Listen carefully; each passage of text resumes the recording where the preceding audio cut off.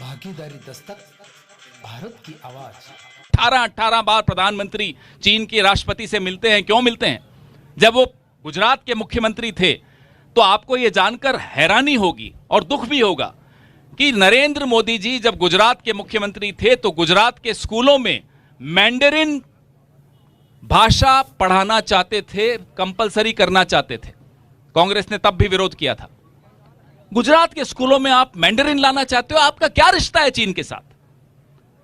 43,000 करोड़ के करारनामे चीन की कंपनियों के साथ, धोलेरा जो गुजरात में एक बना रहे हैं, ये 43,000 करोड़ के करारनामे चीन की कंपनियों के साथ किए गए। अपने जो एमएसएमई सेक्टर है उसको जमीन नहीं दे रहे, चीन की कंपनियों को धोलेरा में जमीन दी जा रही है। क्यों दी जा रही है? क्या रिश्ता है आपका? क्या कारण है? क्या दबाव है चीन का आपके ऊपर?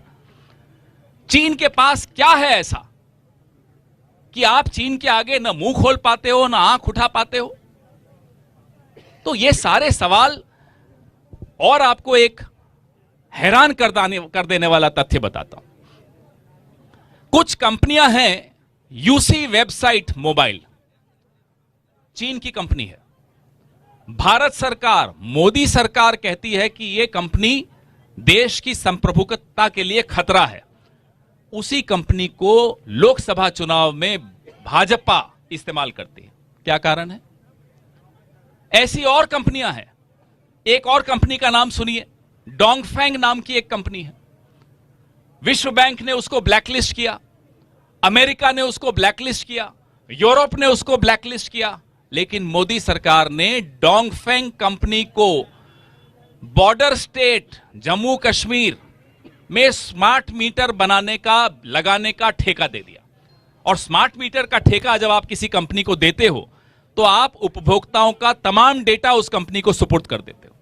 जम्मू कश्मीर के नागरिकों का डेटा ब्लैकलिस्टेड चीनी कंपनी को मोदी सरकार ने क्यों दिया? पैसे भी दिए, डेटा भी दिया।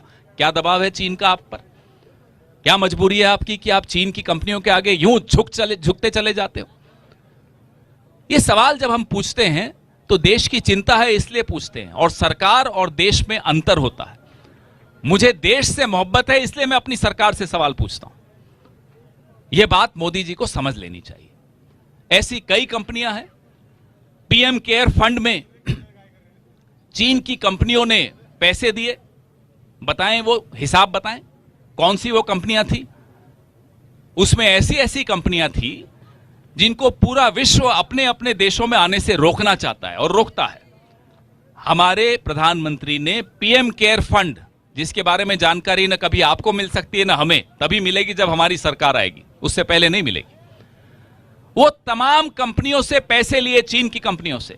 चीन की कंपनियों से आप लोकसभा चुनाव में उनको बुलाकर हस्तक्षेप कराते हो अपने देश के चुनावों में। चीन की कंपनियों से आप पैसे लेते हो। चीन की कंपनियों से आप पीएम केयर फंड में पैसे लेते हो, उनको आप धोलेरा में जमीन दे देते हो। आपकी नीयत क्या है? आप पर दबाव क्या है? यह हम बार बार पूछेंगे, जब तक जवाब नहीं मिल जाता हम पूछेंगे।